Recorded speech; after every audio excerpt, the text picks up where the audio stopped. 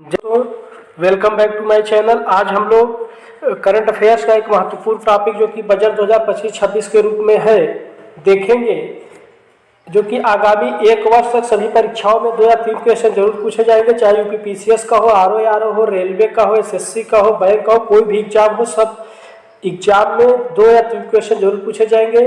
तो बिना किसी देरी के शुरू करते हैं आज का सेशन। आप लोग वीडियो को पूरा देखिएगा बिना स्किप किए। तो देखते हैं 2025-26 के बजट का जो सारांश है, इसमें सबसे पहले देखते हैं कि कुल प्राप्तियां कितनी हैं। जो कुल प्राप्तियां हैं इसमें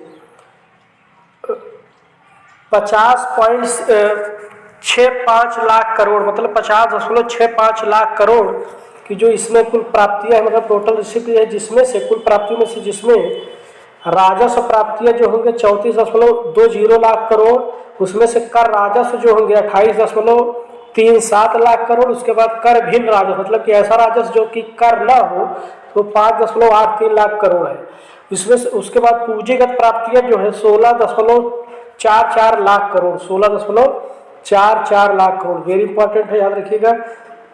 देखते हैं कुल व्यय अब की बार का जो पूरा बजट एस्टिमेट है 50,65,345, 50,65,345 लाख करोड़ रुपए है जो टोटल एक्सपेंडिचर है। जिसमें से राजस्व व्यय किया जाएगा 39.44 लाख करोड़, जिसमें से 39.44 लाख करोड़ में से इंटरेस्ट पेमेंट किया जाएगा, मतलब कि ब्याज का भुगतान किया जाएगा 12.76 लाख करोड़। उसके बाद राज्यों को पूंजी निर्माण जो अनुदान दिया जाता है वो दिया जाएगा 4.27 लाख करोड़, 4.27 लाख करोड़। पूंजी व्यय जो है 11.21 लाख करोड़ है पूंजी व्यय, मतलब पूंजीगत व्यय जो कैपिटल एक्सपेंडिचर। फिर जो है इफेक्टिव कैपिटल एक्सपेंडिचर जो है 15.48 लाख करोड़ है, 15.48 लाख करोड़। तो देख लेते हैं जो बजट में घाटे होते हैं, मुख्यतः 4 प्रकार के घाटे होते हैं। तो देखते हैं पहला घाटा राजकोषीय घाटा जो है 15.68 लाख करोड़, मतलब कि जीडीपी का 4.4% है, टोटल जीडीपी का 4.4% जो कि राजकोषीय घाटा है। राजस्व घाटा जो है जीडीपी का 1.5% है, यदि इसको रुपए में देखें तो 5.23 लाख करोड़ रुपए है। प्रभावी राजस्व घाटा जो है जीडीपी का 0.3% है, यदि इसको रुपए में देखें तो 0.96 लाख करोड़ रुपए है। प्राथमिक घाटा जो है 2.92 लाख करोड़ है, जीडीपी का देखें तो 0.8% है। देखते हैं ये जो आय के स्रोत है, भारत सरकार के आय के स्रोत क्या क्या है। उधार जो है 24%, मतलब कि कुल जो आय है भारत का, जो भारत सरकार का, उसमें से 24% मतलब कि 15.66 लाख करोड़ उधार लेकर के किया जाएगा। इसमें से इनकम टैक्स जो मिलता है 22%, बोले तो 14.38 लाख करोड़, मतलब कि इनकम टैक्स का जो भाग है बहुत ही बड़ा है, तो उससे ज़्यादा है उधार का, फिर इनकम टैक्स का है। देखते हैं आगे जीएसटी से जो प्राप्त होगा 18%, मतलब 11.78 लाख करोड़ जीएसटी से प्राप्त होगा। कारपोरेट टैक्स से 17%, मतलब कि 10.82 लाख करोड़। कर भिन्न राजस्व जो होगा 9%, मतलब 5.83 लाख करोड़। एक्साइज ड्यूटी जो है, मतलब केंद्रीय उत्पाद शुल्क जो है 5%, 3.17 लाख करोड़। सीमा शुल्क जो है 4%। ऋण भिन्न पूंजी प्राप्तियां जो है 1% है। कुल जीडीपी का 12% जो है टैक्स राजस्व से प्राप्त होता है, जिसमें से 12% में से प्रत्यक्ष कर जो है, मतलब डायरेक्ट टैक्स जो होता है 7.1% है, फिर अप्रत्यक्ष कर जो है 4.9%। देखते हैं आगे जो बजट का वितरण है, मतलब कि बजट के जो पैसा है, मतलब कि जो बजट है, बजट का जो पूरा एस्टीमेट है वो खर्चा कहाँ होगा, पूरा पैसा खर्च कहाँ होगा।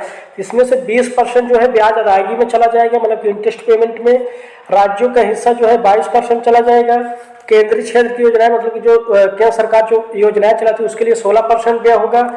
केंद्रीय वित्त आयोग अंतरण जो है 8%, मतलब कि जो वित्त आयोग सिफारिश करता है उसके अनुसार 8% जीडीपी पूरा बजट का व्यय किया जाएगा। फिर केंद्रीय प्रायोजित जो सेंट्रली स्पॉन्सर्ड स्कीम होती है, जो केंद्र सरकार चलाती है, देख रेख राज्य सरकार करती है, उसके लिए 8% बजट का व्यय होगा। फिर रक्षा में जो है 8%, जो कि यदि एक पार्टिकुलर मंत्रालय देखो तो रक्षा में सबसे ज़्यादा रहता है, जो कि 8% है। प्रमुख जो सब्सिडियाँ दी जाती हैं, जैसे उर्वरक हो गया, गैस हो गया, तो इसके लिए 6% बजट का खर्च होगा। पेंशन में जो है 4%, अन्य व्यय जो है 8%। देखते हैं जो विभिन्न क्षेत्रों के लिए धन आवंटन किया गया है, तो धन आवंटन जो विभिन्न क्षेत्रों को किया गया है, जिसमें से सब्सिडी का जो है उर्वरक सब्सिडी में 1.6 मतलब 1.67 लाख करोड़ जो है उर्वरक सब्सिडी के लिए है। और खाद्य सब्सिडी जो फूड सब्सिडी है वो 2.03 लाख करोड़ 2.03 लाख करोड़। पेट्रोलियम सब्सिडी जो है 0.12 लाख करोड़ रुपए, ये जो सब्सिडी है इसमें बजट में दिया जाएगा। इसमें से प्रमुख क्षेत्र जो है देख लेते हैं। कृषि और संबद्ध जो गतिविधियां हैं उससे 1.71 लाख करोड़ रुपए खर्च किया जाएगा, मतलब 1.71 लाख करोड़ रुपए खर्च किए जाएगा। किसके लिए? कृषि और कृषि से संबंधित जो गतिविधियां हैं। बाकी शिक्षा के लिए जो खर्च किया जाएगा वो 1.28 लाख करोड़, शिक्षा के लिए 1.28 लाख करोड़ खर्च किया जाएगा। स्वास्थ्य के लिए जो है 0.98 लाख करोड़ रुपए खर्च किया जाएगा। ग्रामीण विकास के लिए जो है 2.66 लाख करोड़ रुपए खर्च किया जाएगा। वेरी मोस्ट इंपॉर्टेंट है, ग्रामीण विकास के लिए 2.66 लाख करोड़ रुपए। देखते हैं आगे। सामाजिक कल्याण के लिए, सोशल वेलफेयर के लिए जो खर्च किया जाएगा, कुल बजट का 0.60 लाख करोड़ रुपए, मतलब कि इतना खर्च किया जाएगा सामाजिक कल्याण के जो सोशल वेलफेयर, जैसे पेंशन वेंशन होते हैं सामाजिक कल्याण के लिए। फिर परिवहन के लिए 5.48 लाख करोड़ रुपए खर्च किए। शहरी अर्बन डेवलपमेंट के लिए 0.96 लाख करोड़, अर्बन के लिए 0.96 लाख करोड़ है। और ग्रामीण विकास के लिए 2.66 लाख करोड़, मतलब कि सरकार जो है इस बजट में ग्रामीण क्षेत्र पर विशेषकर फोकस कर रही है। तो देखते हैं जो बजट में अब की बार की महत्वपूर्ण घोषणाएं की गई हैं, तो घोषणाएं क्या क्या है देखते हैं। ये जो अब की बार का बजट है इसमें बताया गया है कि ये विकास पर केंद्रित बजट है। वैश्विक तनाव के कारण आर्थिक वृद्धि पर हल्का असर पड़ेगा। 10 प्रमुख क्षेत्रों पर जोर दिया जाएगा, जिसमें से इसमें से गरीब, महिला और युवाओं के उत्थान पर विशेषकर ध्यान दिया जाएगा। ग्रामीण विकास और विनिर्माण क्षेत्र को बढ़ावा दिया जाएगा। वित्तीय सुधारों की नई योजनाएं चालू की जाएगी। बजट में जो देखते हैं जो महत्वपूर्ण घोषणाएं हैं, धन धान्य योजना के लिए योजना जो है 100 जिलों में शुरू की जाएगी। धन धान्य योजना वेरी इंपॉर्टेंट, याद रखिएगा, पूछेगा कि धन धान्य योजना बजट में कितने जिलों में शुरू की जाएगी, तो 100 जिलों में धन धान्य योजना शुरू की जाने का प्रावधान है। तूर, उड़द, मसूर दालों के लिए 6 वर्षीय मिशन शुरू किया जाएगा। मोस्ट इंपॉर्टेंट है मखाना बोर्ड। मखाना बोर्ड बिहार में स्थापित किया जाएगा। बजट में बात बताया गया, क्योंकि मखाना जो है बिहार में सर्वाधिक उत्पादित होता है। सरकारी एजेंसियां 4 साल तक दालें खरीद सकेंगी। सब्जी और फलों के लिए नई योजनाएं। समुद्री क्षेत्र का विकास के साथ क्रेडिट कार्ड की सीमा 5 लाख, मतलब KCC की सीमा जो है 5 लाख। यूरिया संयंत्र स्थापित किया जाएगा। कहाँ? असम में। असम में यूरिया संयंत्र स्थापित किया जाएगा। इंडिया पोस्ट बनेगा, प्रमुख लॉजिस्टिक संगठन जो है इंडिया पोस्ट बनेगा। छोटे व्यापारियों के लिए विशेष क्रेडिट कार्ड दिया जाएगा। खाद्य तेलों में आत्मनिर्भरता, जूता और चमड़ा उद्योग के लिए विशेष योजनाएं शुरू की जाएगी। वेरी मोस्ट इंपॉर्टेंट है, भारत बनेगा ग्लोबल खिलौना हब, मतलब भारत में जो है खिलौना अत्यधिक स्तर पर बनाए जाएंगे, भारी मात्रा में बनाए जाएंगे, क्योंकि मैक्सिमम जो खिलौने हैं भारत में चाइना से आते हैं, चीन से खिलौने आते हैं। तो जो है अब बार बजट में भारत जो है खिलौने का हब बनाने का प्रावधान किया गया है। पिछड़े वर्ग की महिलाओं के लिए विशेष योजना।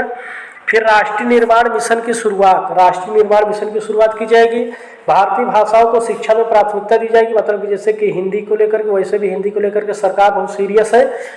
नए IIT संस्थान स्थापित किए जाएंगे। 75,000 नई मेडिकल सीटें अगले 5 वर्षों में दी जाएंगी, मतलब MBBS की जो, और MBBS के अलावा जो भी और कोर्स होते हैं GNM करके 75,000 नई सीटें अगले 5 वर्ष में की जाएंगी। AI अनुसंधान केंद्र के स्थापना में आर्टिफिशियल इंटेलिजेंस रिसर्च के लिए केंद्र स्थापित किए जाएंगे। छोटे कामगारों के लिए स्वास्थ्य बीमा, मतलब जो छोटे कामगार हैं उनके लिए भी स्वास्थ्य बीमा दिया जाएगा। छोटे विक्रेताओं के लिए UPI लिंक्ड कार्ड जारी किया जाएगा, जो कि इसकी सीमा होगी 30,000 रुपये। राज्यों को ब्याज मुक्त धनराशि दी जाएगी, मतलब कि राज्य जो है जिसे राज्यों को बिना ब्याज के धनराशि दी जाएगी, मतलब ऋण दिया जाएगा। शहरी विकास के लिए 1 लाख करोड़ रुपए। 2047 तक परमाणु ऊर्जा पर विशेष ध्यान दिया जाएगा, मतलब 2047 तक परमाणु ऊर्जा तक विशेष ध्यान दिया जाएगा। जहाज उद्योग के लिए फिर उड़ान योजना के तहत नए शहर जुड़ जाएंगे, मतलब जो उड़ान योजना चल रहा है तो उसके लिए नए, मतलब कि इस स्थान से उड़ करके उस स्थान पर लैंडिंग जो होगा तो मतलब कि उसमें नए नए सिटीज ऐड किए जाएंगे। और बिहार में नया हवाई अड्डा बनेगा। स्वामी योजना के तहत 40,000 नए घर का निर्माण किया जाएगा। 52 नए पर्यटन स्थल विकसित होंगे, वेरी इंपॉर्टेंट है। 52 नए पर्यटन, नई खनन नीति, निजी क्षेत्र के रिसर्च एंड डेवलपमेंट में 20,000 करोड़ इन्वेस्ट किया जाएगा, मतलब कि अनुसंधान और विकास के लिए। सरकारी इस माध्यमिक स्कूल में ब्रॉडबैंड, मतलब कि इंटरनेट की व्यवस्था की जाएगी। बीमा क्षेत्र में 100% FDI की सीमा जो है अब हो जाएगी, मतलब कि बीमा क्षेत्र में जो है विदेश के लोग 100% इन्वेस्ट कर सकते हैं। KYC प्रक्रिया को सरल किया जाए, मतलब जो बार बार लोगों को परेशान होना पड़ता है उसके लिए प्रक्रिया को सरल बनाया जाएगा। बीमा क्षेत्र में 100% FCI। 36 जीवन रक्षक दवाओं पर कस्टम ड्यूटी समाप्त कर दिया जाएगा, मतलब 36 जो जीवन रक्षक दवाएं हैं उस पर कस्टम ड्यूटी, मतलब कि टैक्स कम कर दिया जाएगा या खत्म कर दिया जाएगा। इलेक्ट्रॉनिक उत्पादों पर कस्टम ड्यूटी में बदलाव। शीशा और जस्ता पर कोई प्राथमिक शुल्क नहीं लगेगा। क्रस्ट लेदर पर शुल्क समाप्त कर दिया जाएगा। सरल आयकर कानून पेश होगा, मतलब कि इनकम टैक्स जो है एकदम इजी कानून पेश होगा। यही सब करके है। इसमें से सबसे बड़ी जो घोषणा है, 12 लाख तक की आय पर कोई भी कर नहीं लगेगा। 12 लाख जिसकी आय है, चाहे गवर्नमेंट हो चाहे प्राइवेट, उस पर कोई कर नहीं देना पड़ेगा। तो ये बहुत बड़ी जो कि घोषणा है। फिर देखते हैं जो इम्पोर्टेंट मद है कहाँ कहाँ व्यय किया जा रहा है। जैसे कि देखते हैं रक्षा के लिए जो है 4,91,732 करोड़ रुपए खर्च किए जाएंगे। ग्रामीण विकास के लिए 2,66,817। गृह मंत्रालय के लिए 2,33,211। कृषि के लिए 1,71,437 करोड़। शिक्षा के लिए 1,28,650। स्वास्थ्य के लिए 98,311। शहरी विकास के लिए 96,777। सूचना प्रौद्योगिकी और दूरसंचार के लिए 95,298 लाख करोड़ रुपए। ऊर्जा के लिए 81,174 लाख करोड़ रुपए। समाज कल्याण के लिए 60,052 करोड़ रुपए। ऐसे करके है। यदि देखें तो सबसे ज़्यादा जो व्यय है, यदि किसी मंत्रालय का देखें, पार्टिकुलर मंत्रालय का, तो रक्षा मंत्रालय का व्यय सर्वाधिक। वैसे रक्षा मंत्रालय और रक्षा, स्वास्थ्य, शिक्षा ये सब में अत्यधिक व्यय करना भी चाहिए। देश की एकता और अखंडता के लिए बहुत ही जरूरी है। तो यदि सेशन अच्छा लगा हो तो चैनल को सब्सक्राइब, वीडियो को लाइक और शेयर जरूर कीजिएगा।